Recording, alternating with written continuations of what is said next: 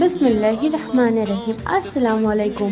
আজকে জানাবো অজু ভাঙার নির্দিষ্ট 8টি কারণ। অনেক মানুষের অনেক রকমের কনফিউশন হয়ে থাকে যে অজু কি কি কারণে ভাঙে। তো খুব সহজভাবে আজকে জানবো 8টি কারণ। মনে রাখার জন্যে মাথায় দুটি, মুখে দুটি, শরীরে দুটি, প্রাইভেট পার্টে দুটি। আগে থেকে জেনে থাকলে কমেন্ট করতে ভুলবেন না। যদি ভিডিওটি হেল্পফুল হয় তাহলে সাবস্ক্রাইব করে লাইক করে দেবেন।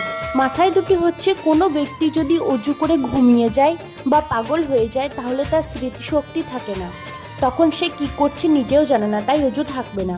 মুখে দুটি, আপনি যদি নামাজের মধ্যে দাঁত বের করে হাসেন আর যদি কেউ 1 কাপ মতো বমি করে তাহলে অজু থাকবে না।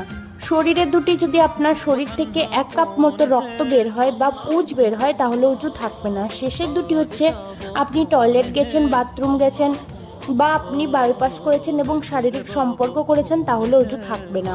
ভিডিওটি ভালো লাগলে